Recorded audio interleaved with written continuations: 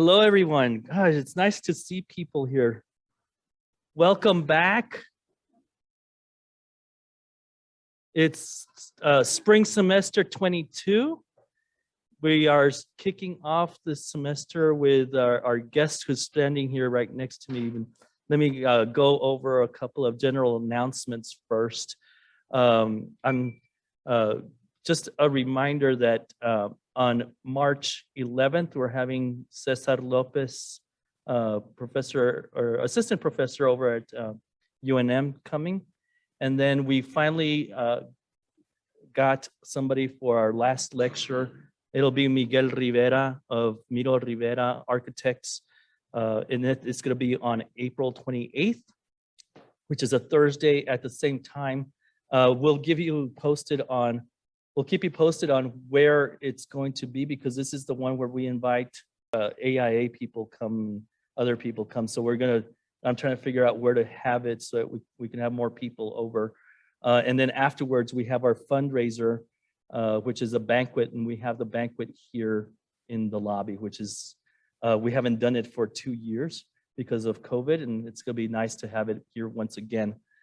So keep that in mind and in your calendars. So this morning we've been spending a lot of time with our fantastic speaker here.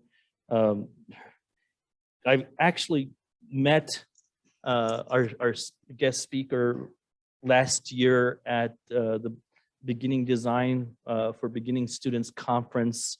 It was online, of course, everything was online. It was held at Texas A&M in College Station, and she gave this really wonderful paper, and we started talking, and I found out that she is originally from Uruguay. She has her bachelor's from La Universidad de la República. She specializes in housing. She decided to come to the US to get her master's at Iowa State University, and she is now at Mississippi State University, where she's an assistant professor. A remarkable person, very fun to talk to, and lots of really valuable information. The students and I spent time with her all morning, and we had lunch with her too. So I hope she's not tired to continue this talk with all of you. Everybody, please help me welcoming Silvina Lopez Barrera.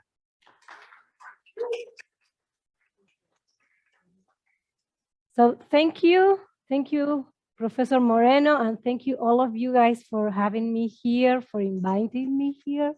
I'm very excited of this visit. It's my first time in El Paso, and I have had a really wonderful day walking around town with some of the architecture students and having a tour of the downtown and some of the iconic buildings here, and then a tour around the highway close to the border wall, and looking at the connections between Ciudad Juárez and El Paso, and it's fascinating to me, the location and the place where you guys are all, and so I'm very grateful to be here today. I'm originally from Uruguay, like Emmanuel was saying, and I moved here to the US to come to graduate school, and I've been living for 13 years now. I have taught different schools. I taught at Iowa State University and then at Middlebury College in Vermont. And in the last almost 4 years, I've been in Mississippi in the South region here in the United States. But I have always have continue my connections in Uruguay. So I conduct my research. Part of my research is in Latin America, and I try to, with my research, to find linkages and transnational linkages between Latin America and the US. And I also try to maintain a collaborative practice which I call it a sporadic practice in Uruguay. I'm a licensed architect in Uruguay. So let me see if I can. There. So this is where I am from. So I'm from La Paloma. It's a small town in the southeast part of the country of Uruguay. Uruguay is a small country between Argentina and Brazil. And I grew up in a beach town, in a very small town of about 6,000 people, with a very strong community and grassroots organizations that shaped the way that I look at the world.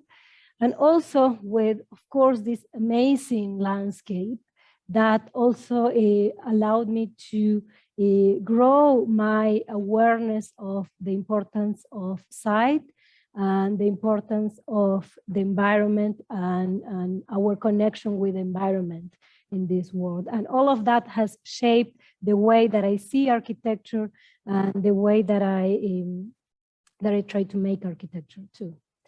So, like I said before, my practice in Uruguay, which I have developed over the years and sporadically, because living in the US and working dedicated full time in academia, this has shifted the way that I practice.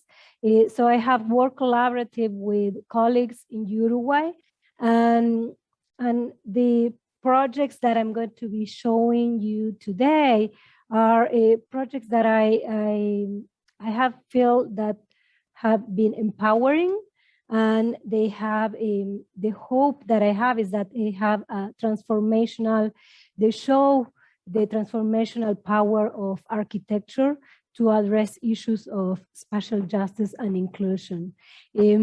So one of the first project that I'm going to talk about, it's an Unbuilt project.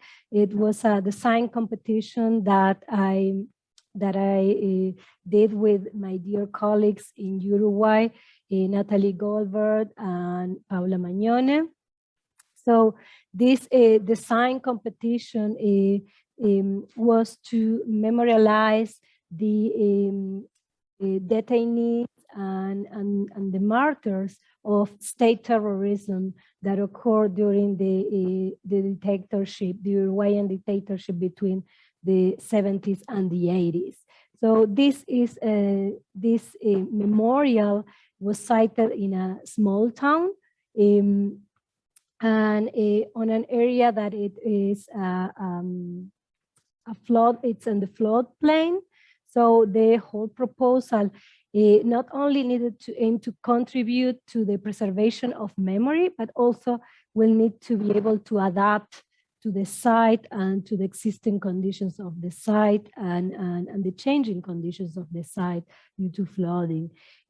Our main goal was with the project was to preserve the memory and to contribute to the healing of the community and to inspire collective action in the future generations that will strive for justice and memory. So I'm gonna, I think, there you go. So what these drawings here show is how this memorial, which was basically, the idea was to have a pathway that will symbolize the pathway of the detainees and the hardships that they had to endure, but at the same time will reflect will give you an opportunity to reflect and to propose a pause, a moment to pause, and to provide a moment of healing for the community and the families of these detainees that want to be memorialized. So you can see here that in this cross section, the architecture was a very simple gesture of a pathway that will be open through the landscape. I will use the topographic changes on the landscape to create that pathway. So through that pathway, there was 2 retaining walls that, of course, emerged from the topographic condition. And also those retaining walls were used to be the place where the memorialization will happen. So there were quotes of a famous poet, Uruguayan poet, and also all the names of the detainees. So this will definitely give a place for the families in this town to have a place to go and to pay respects to their family members. So one thing that I want to mention is that most of these detainees, their bodies were never found. So it's really important for the families to have a place to memorialize and pay respects to them. So this was, for me, was a transformative project because it allowed me to pursue some of these ideas related to the use of architecture in the pursuit of justice, and as well as the architecture that could transform and provide a healing to move forward. Another project that I want to share, that it also address some of the important considerations for me in architecture is, and also because it's a current project, so it's an ongoing project, it's under construction, it's a housing project in Punta Colorada. So this is an affordable residence located in the hills of Punta Colorada. It's also a small beach town close to my hometown, about an hour from my hometown. And but this particular site is located on a hill and with views to predominant hills and kind of high for a high range for the topography in Uruguay, and it's about 1.5 kilometers from the beach. But the goal of this, or the aim of this residence, was to be used to have a dual condition, to be used by one of the users is a couple that will be living there on regular basis, and then the other users are members of the family that will come and visit during the summer season. So the residence had to be affordable, and it had to accommodate this kind of dual condition. And the primary ideas was to take advantage of the views of the landscape, as well as to build the house on the top of the hill, on top of the topography, and we created a sort of a plinth that you can see here on this facade, that will allow to maximize these views as well. Other important aspects of this concept was to have an open floor plan to allow the residents to accommodate their needs, and to allow flexibility for them to accommodate their needs depending on how many people will be staying in the house. And as you can see also, since it's affordable house, we could not spend, we didn't have the budget to have multiple bathrooms. So what we did, we compartmentalized the single bathroom in 3 different usable areas, which will allow multiple use occur at the same time.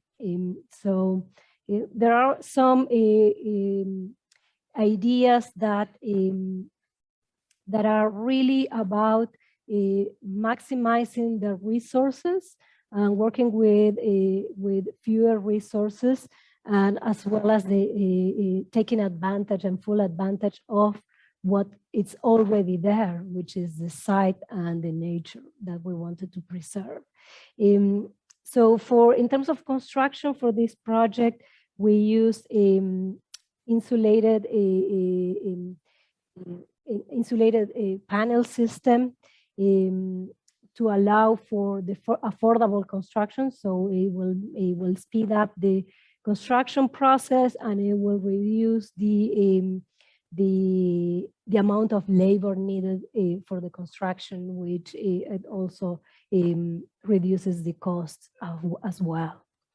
So as you can see here in this image, it's really the entire house. The house is very simple, but the entire house is really framing particular views of the mountain range. And what these openings are, invite and draw the views to, and invite the user to stop and to contemplate the landscape and to relax and enjoy their time while they're there. So another important thing that I wanted to talk about this is about process and how important is process in architecture and the process of design. So as you can see in the bottom images, this is work in progress. This is how the main facade is. It's looking at this point, you know, and on the top image, you have the preliminary facade design. So one important thing about this that I want you guys as beginning design students want you to know is that the design stages from very early on and the problem solving that you do from very early on, they continue all the way in all the stages of into the construction process. So there are always issues that arise that you will need to solve, and your work it's basically never done. But also one important thing that I wanted to mention is that you can see how these foundational ideas in terms of proportion, space, and formative ideas of geometry that you delineate in the early stages, they can be carried on through the different stages of the project. So this is most kind of a work in progress type of situation.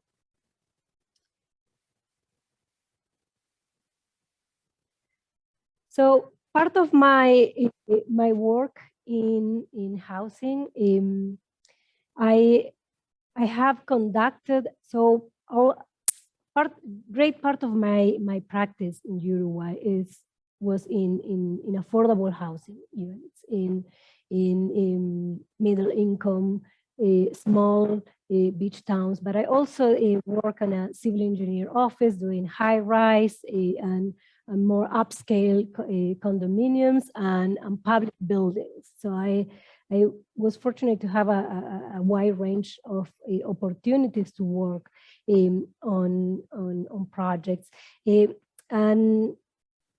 But my research, all of that has influenced my research, because the way that I look at research is in the Americas. I've been studying how informal housing are and how residents transform their houses are a way of solving their housing needs, of course, but also a way to claim the right to housing.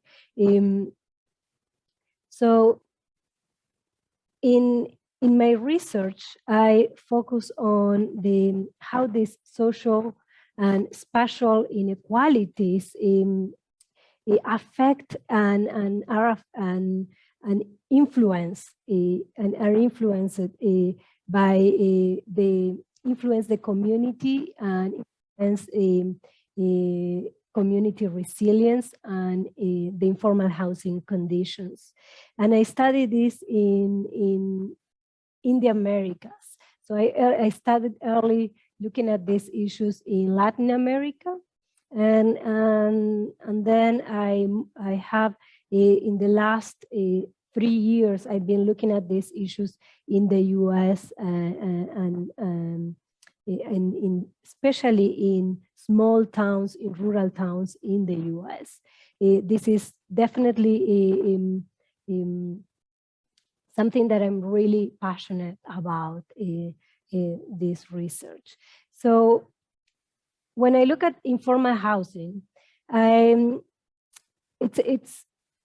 there is not really a definition of what constitutes informal housing, as there is no one definition of what constitutes an informal settlement. So for informal settlements, there are some definitions that they relate to an unplanned, unregulated urban settlement, that it's erected on land that it's not officially proclaimed or as a residential area.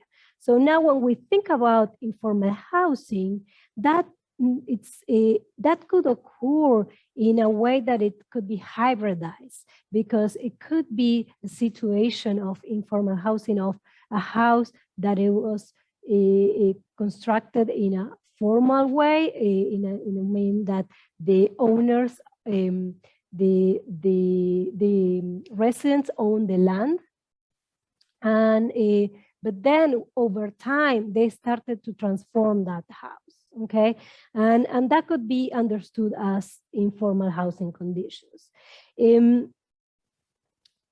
So for this research, I use combined methods from the social sciences and conduct semi-structured interviews where I talk with different actors and different stakeholders of communities and residents. I also conduct participant observation of different neighborhoods and residences. And I conduct what I call a housing typology documentation. I focus on the understanding of typologies and how they are transformed. So the cases that I'm gonna show you today are cases from small towns in Uruguay and cases from small towns in Mississippi. So in Uruguay, I look at 3 small towns, rural areas, Mercedes, Dolores, and Nueva Palmira, and these areas have been, and I have tracked the informal patterns over time. So, and I have been studying what are these special patterns in these towns and how they have evolved over time and how they have been transformed over time.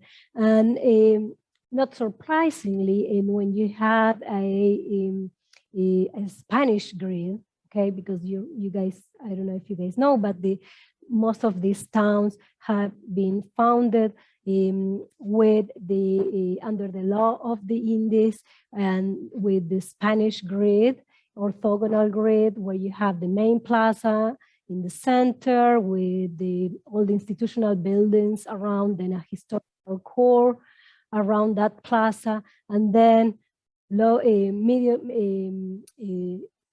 income and low income neighborhoods, and the informal settlements occur in the periphery, in the interstitial spaces between the periphery and the rural areas. And I'm particularly curious about these small towns because I was in the course of 13 years, I've been able to track how this development has happened. And it has really shaped the identity and the built environment on these areas. So when I look at housing typologies and I look at how the housing typologies and the different areas of these towns are, you can see that there are multi-story residents that are more upscale, also located in areas that are close to the periphery, but they are in areas that are, there is abundance of services and public spaces. Then there is the classic or the typical historical casa patio, where there is all the houses are connected by a party wall, and there is a patio area or a centralized space where all the rooms in the interior rooms of the house are open to. And then in the areas of lower density neighborhoods, you have single family homes, a combination of single family homes, multi-family homes, and social housing. And finally, even in farther away in the periphery, the informal housing. And I like to show these pictures here of the informal housing, where you can see how particularly these pictures here show the early stages of the informal housing. This is a informal housing that has not been consolidated yet. So over time, these informal houses, they start to consolidate, they start to grow as people, as family grows, as also as family maintain some economic security. They're able to improve their homes, and their homes are transformed. Okay, so why am I looking at all of these things in Uruguay and Latin America? And why are these questions important to me in the US, or why are they important in the US? I mean, it's not surprisingly that these conditions, these informal housing conditions and informal settlements, have been studied in the US, mostly on the border areas, okay, where there is where these practices are more evident. But my research, it's focused mostly in small towns and in rural areas. So I'm interested, what are the physical manifestations of informal practices in these small towns that are in high need of affordable housing. So informal practices emerge as a solution to to solve the problem of affordable housing. And this keeps jumping, so I'll go this way. So I'm sorry, it keeps moving this way. So I look at the area in Mississippi, which is called the Mississippi Delta. And this area is it's of course along the Mississippi, and it's in the floodplain, and it is an area that has a very strong history of cotton production, and it has nowadays it has a history of struggles of racial relationships, and there is a persistent issues of persistent poverty. So the towns that I'm looking at are towns where they are in need of affordable housing, and the spatial practices of the informal practices of housing are evident and not concealed in their backyard. So most of the studies in the US that look at informal housing practices, they highlight that in the US there is a hybridization of land ownership and informal housing practices as addition to existing homes. And these practices sometimes are hard to conceal when they occur in suburban areas, or are hard to see because they are concealed in backyards and in suburban spaces.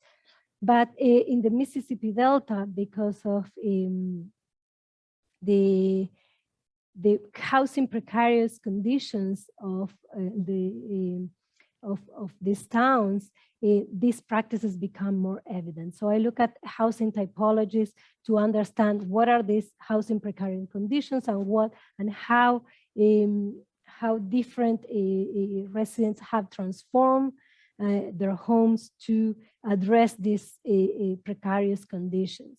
And it's and the accessory dwelling units, or what I call accessory or additional dwelling spaces, are a predominant feature in these spaces. You can see here these small little homes that you may think, oh, these are small sheds to store material or to store tools. In reality, they are used as additional spaces for housing, as dwelling spaces, and sometimes also for as business enterprises as well. There's also an emergence of, or emergence, no, a use of mobile homes that it not necessarily is located in trailer parks, but it's embedded within the urban fabric of these small towns, and these mobile homes provide a solution to housing. But these mobile homes have a really inadequate, most of them inadequate conditions for living. So this study of housing precarity and the typologies of housing precarity and informal housing allow us to understand how architecture is transformed. And we always think architects are responsible of this transformation, but in reality, most of the transformation occur while the architect is not there. So how these transformations occur and are really done by the residents. And this is the predominantly form that emerge from a lot of these housing conditions and small towns. So with my research on housing and housing insecurity and informal housing, I really hope to contribute to the debate on the international debate on informal housing, and try to challenge some of these assumptions that informality occurs in the global south and also in large metropolitan areas. As I showed you guys before, I'm looking at small rural areas also in the US. So as a teacher, in my practice as an educator, I challenge my students with issues of immigration and inclusion, issues of racial healing, and also the issues of that address the right to housing. So with my students, I work with community engaged projects, and I have over the years, I have created different projects, and I have partnered with different organizations that are that championship of immigration issues and the rights, advocating for the rights of immigrants. and also other organizations that fight for racial healing, and other organizations that fight for the right to housing and the right to adequate housing. So I'm going to show you guys 3 projects, and these 3 projects are one is going to be about how we partner with an organization that address immigration issues, another one that address racial racial healing and memory, and another one that addresses housing insecurity. So when I was living in Vermont and working at Middlebury College, I was a faculty at Middlebury College. I partnered with an organization that it's called Migrant Justice, that advocates for Latinos farm workers' rights to adequate working conditions, as well as housing conditions, and a number of other rights. So throughout this project with students, with architecture students, we developed a participatory design process to help the organization and the farm workers to find a way of solving some of the issues related to lack of access to resources. One of the issues of the Latinx community in Vermont is that it's disseminated in rural areas, and there is lack of visibility, and there is of course a lot of labor abuse that occurs because they are really isolated, and they are not able to they struggle to access to resources, to go to the hospital, to go to grocery stores and things like that, because they depend on transportation that oftentimes they don't have. So through this process, we started with a dialogue and understanding what were the community assets, and how Migrant Justice could create a particular project to address some of these issues. So we had a series of participatory design meetings, and some of the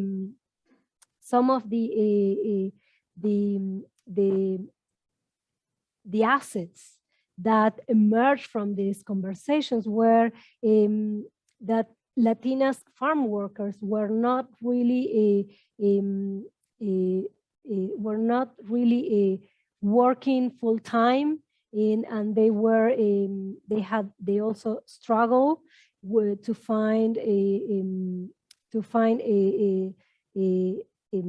secure jobs, and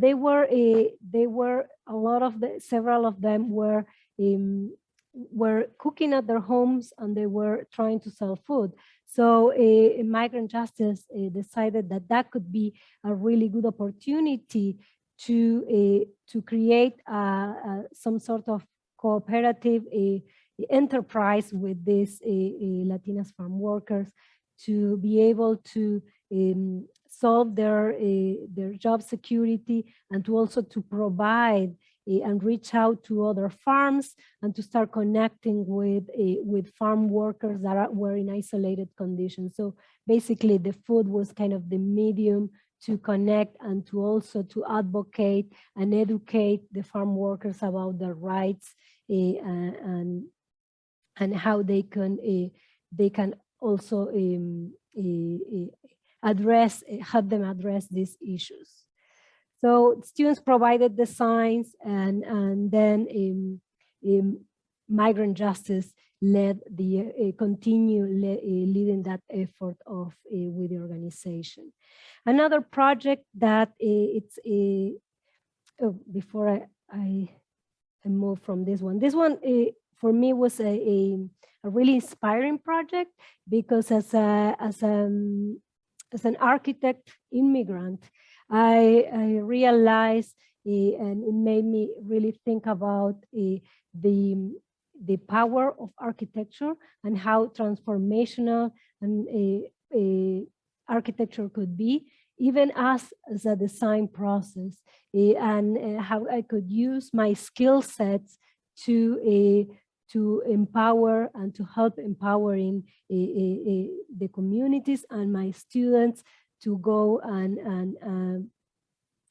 work in the world. Another project that it's really close to my heart is the project and the partnership that I developed with the Emmett Till Interpretive Center and the Emmett Till Memorial Commission in Sumner, Mississippi. And I have created this work on this partnership since 2020 as a faculty at Mississippi State University. Do you guys know who Emmett Till was? Have you ever heard of him? So Emmett Till was a young boy that was brutally killed in 1955. He was only 13 years old, and he was brutally killed by two white men that then were acquitted by a white jury. And this horrible tragedy, it's known to be one of the events that led to the civil rights movement in the US. So this tragedy affected different communities in the Mississippi Delta, the same area where I was showing you about the issues of persisting poverty and housing insecurity. So you can start seeing the connections of racial struggles and housing. But this project is about the memory and preserving the memory of Emmett Till. So with the commission, we work on the site where Emmett's body was recovered. And that particular site has historical markers, and these markers have been vandalized over time, and you can see here on the picture on the top, that market was vandalized and markers had been thrown on the river, and this really is an area of where you can see the racial struggles are present, unfortunately, and up to the point that the new historical marker has to be bulletproof. So when we visit the site, that vandalized marker was in the museum in Sumner, but last year the Smithsonian Museum of American History made an exhibition about the history of Emmett Till, and this marker was exhibited in DC.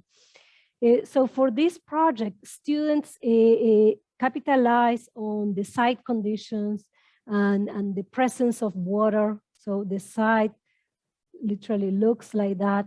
It's muddy waters.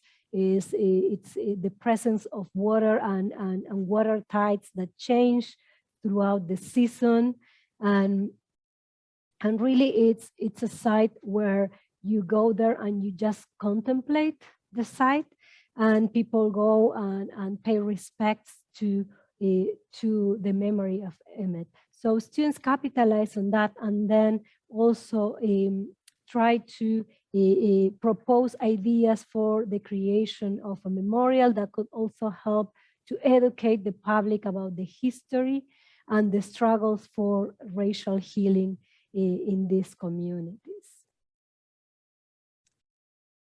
So we continue working with this organization, and my students this semester are going to be working in one of the other sites. There are several sites that are related to this tragedy in the same region, and we are going to be working in different sites. The final project, before I bore you guys to death, that I want to show you, it's a very recent one that we developed last semester with my colleague Kate Mala, that it's about housing insecurity in Mississippi, but this is a project that is collects oral histories and narratives of people that has been evicted or are in or has faced housing insecurity or is facing housing insecurity. So we conducted this project with students of Mississippi State University as part of a special topic course, and we trained students with oral history training, and we train them on how to conduct interviews, and all of these interviews will be part of a public archive in the Margaret Walker Center at Jackson State University. And the students also not only interview the narrators and learn about the histories that had led to mass evictions and also had led to homelessness, but also they were able to document the current living spaces of the people that were facing housing insecurity. And so we were able to document housing units, apartment complexes, hotel rooms, you name it. So we are what we are trying to do with this project, that it's an ongoing project, is to shed some light on the historical conditions of homelessness and housing insecurity in the state of Mississippi. And all of this will become the goal of all of this is to become a public open source for research of anyone in any part of the world to be able to access to this. So with that being said, I will take any questions. Thank you.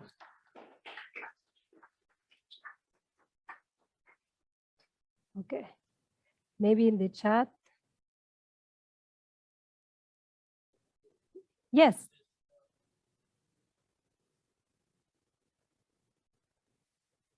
The what? Oh, yeah.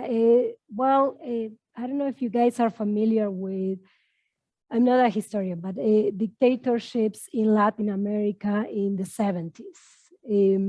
So there were, Uruguay was also affected by that. So there was a dictatorship regime in Uruguay from in the 70s until 84, 85. So I'm not gonna date myself, but I had early stages of my life and remember part of that. So of course, there was a lot of repression, political repression, and the sad part of all of this is that a lot of most of this, what happened with these people that disappeared was taken, and we assume they were murdered. That most of those stories, most of the stories are unknown. So in several, like in the last few decades, there is a big effort to try to memorialize these detainees, these people, and the different communities are doing memorial. So there is one important, very important one that it's in the capital in Montevideo. And then this specific one that I work on was a design competition. That one, it was really to memorialize the people that had been detainees and they were from that hometown. So, so the interesting part of that is that all the stories are interconnected, and really the history is not history from the past, it's history from the present, and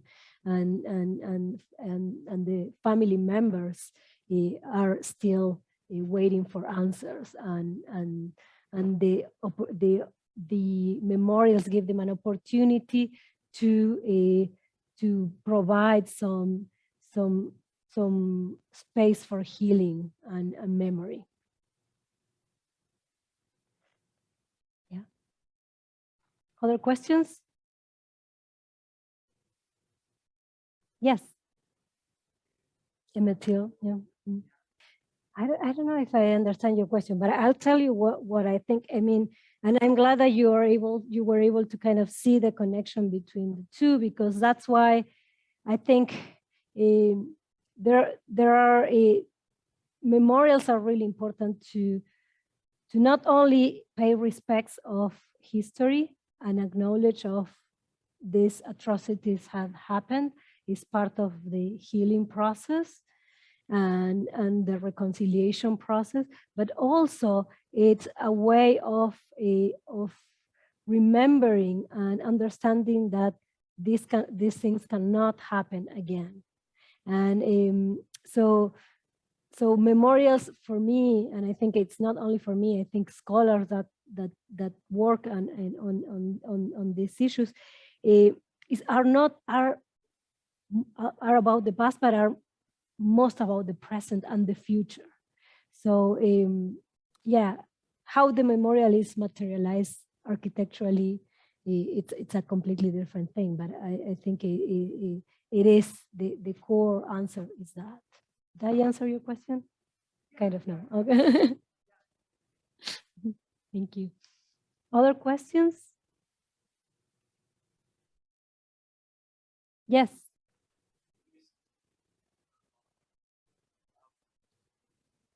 Oh. Well, you know that there is something that is called zoning regulations, building codes, and housing codes that also regulates rental properties and so on. So what happens is that a lot of these towns, they don't have this type of regulations, or they're very lax, or there's really not control over these regulations. So that's part of the what it allows these informal practices to occur. I'm not saying that everything needs to be hyper regulated because that will prevent a lot of people to be able to because most of the time, I mean, like, no one wants to sleep in a shed for sure, right? That's kind of it's to solve a problem, it's to solve a need, right? But if that it becomes a hyper-regulated situation, then we will need to find other ways to solve this. So, so I think policies need to understand. It's important for policies and policymakers to understand these informal practices, so they can adjust the policies to be able to accommodate these practices, as well as to ensure safety. Okay, because we all want these spaces to be appropriate for living conditions, and because of course they have impacts on wellness and health and human health. Okay.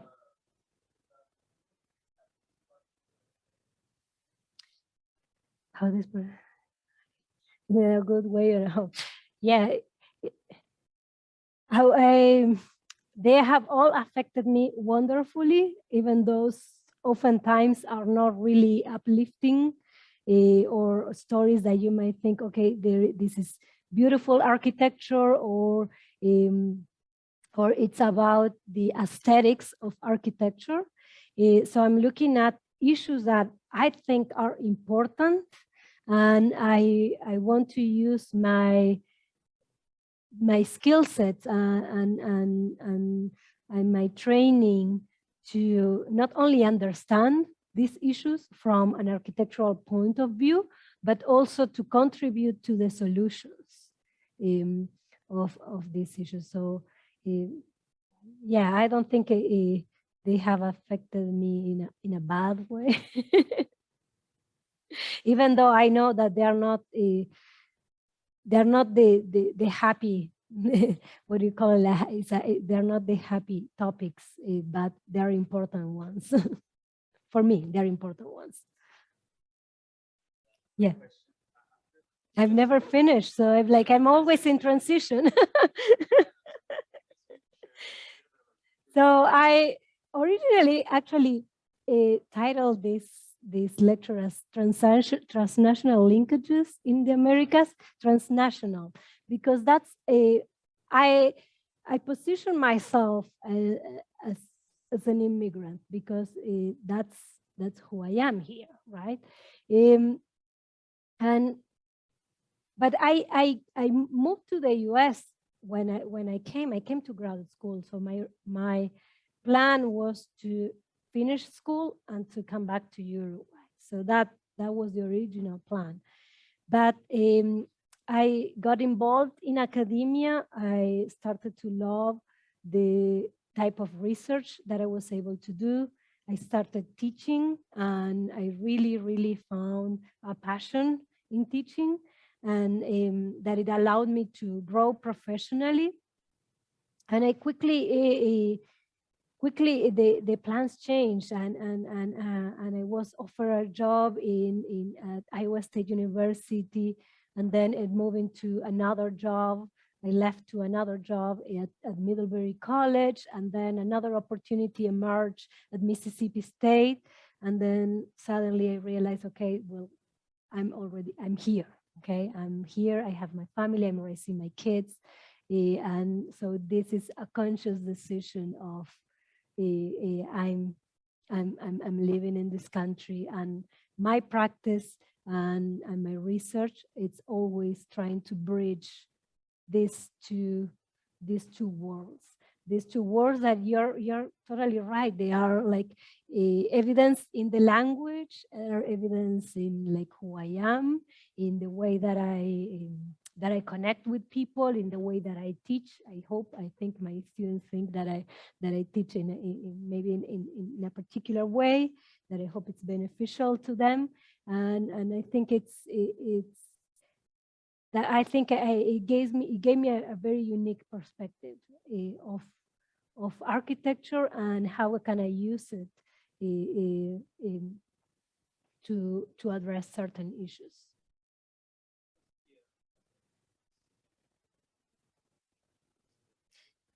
Yeah. Yeah, I didn't talk about a current project that I have going on, that it works. It's a research project where we study the Latinx community resilience and housing resilience after the immigration rates of 2019. So there is a small but growing Latinx community in Mississippi. Is one of what it's called like the new enclaves, even though I have talked with scholars in Mississippi that know that there are like there is evidence of Latinos being, or Hispanics, for a very long time in Mississippi. But when you think about the U.S. and the Latinx communities, you don't tend to think about Mississippi or as one of the enclaves. But it's small percentage, but it's a growing population. We face. I'm not going to say we, because I'm in a privileged position But these communities face a lot of issues with inclusion because they live in small towns, but they have transformed these small towns. They have revitalized small towns that were shrinking, that where people was moving out. So I think the small towns understand the importance of the Latinx population and families that are in their towns, but there are definitely issues of inclusion and language barriers and so on. And the I don't know if you guys heard, but in August 2019 there were really large immigration rates, one of the largest in the US, in 6 small towns in Mississippi. So by ICE. So there were about 600 detainees, and so it was like, imagine like really small towns with it was totally it was a chaos. It was a crisis for the whole town, not only for the immediate families, but for the whole towns. So one of the some of the things that emerged from that crisis were some community organizations that started to make invisible the struggles of the Latinx community in relationship to housing, access to healthcare, working conditions, and so on. So again, like in any crisis, there are like, in this case, there were no like the organizations were minimal, and there was an emergence of growing organizations, and now there is a number of organizations that are working in Mississippi to and advocate for the Latinx community. Yes. Okay.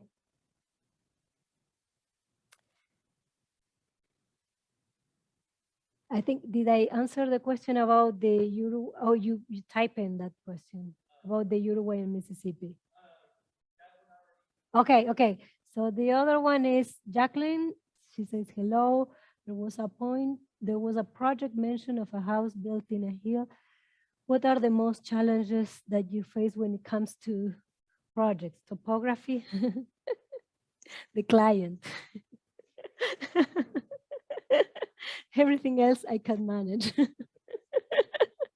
No, I think, I mean, yeah, it's, you have to understand the client's needs, and also sometimes understand that their priorities. Really let go of your own individual egos and your own priorities as an architect, and thinking that you have the right answer, and let at some point the owners take ownership of what they want. Sometimes they really want us to do the whole thing and design every little bit of it, but most of the time there are like decisions that happen in place that are that we don't have control over. Okay, but in terms of topography, I mean, in Uruguay, topography, it's not, we don't have a very drastic topography where we have to deal with landslides or things like that. But we do have a floods, and we have I would say like a mild climate, but the use of thinking about the use or trying to use natural resources in a useful way, and I would think a natural energy, sunlight, daylight, as much as you can. It's one of my premises, because it's really allows you to cut the cost on energy cost.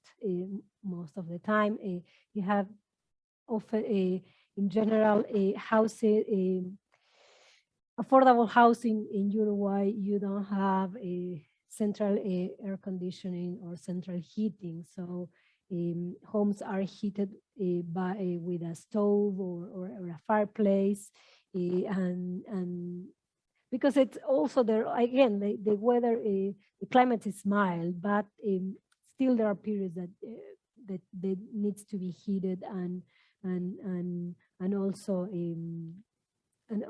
a cool, trying to maintain and use a passive strategies for cooling and ventilation. It's really important for the summer. So it's a family that one family member, it's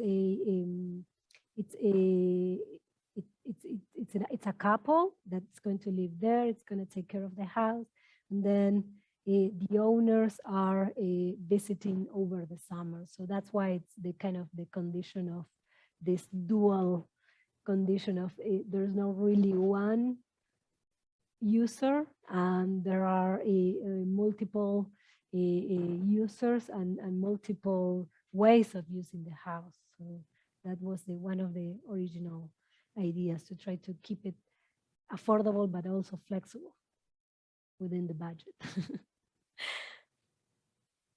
Is there another question? Okay. Says, thank you for the amazing presentation. Thank you. I say, what are some of the most prominent architectural limitations that are contributing to inequalities among minority groups? How can we as architects challenge these issues of cultural identity through architecture? Wow, yes. Yes to that question. First of all, we need more minority architects, period.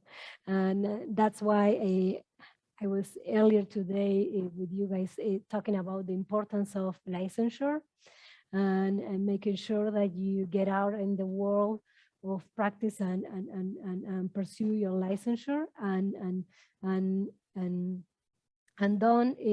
try to expand and use education as a tool to expand your opportunities and that will open doors to other opportunities. How can we, what are the limitations that are contributing to inequalities among minority groups? I think access to resources are most limitations, and prejudice, it's another limitation. But I think we are making some progress. We are way behind. We need to make much more progress. And how can we architects challenge the issues of cultural identity through architecture? Yes, what is cultural identity versus cultural appropriation in architecture will be like really a good question. How can we, I think you guys are in the perfect place to actually start thinking about that, because the way that I see El Paso, and I was talking with you guys earlier, is it's a very clear place of some kind of hybrid culture where you see the blending and the merging of the Mexican culture and the American culture. And so what will be what is there a language, is there an architectural language that it's expressed through that? I think the vernacular, the ordinary, the everyday spaces, you can see that right away. But then you as an architect, you can be inspired, but this everyday practices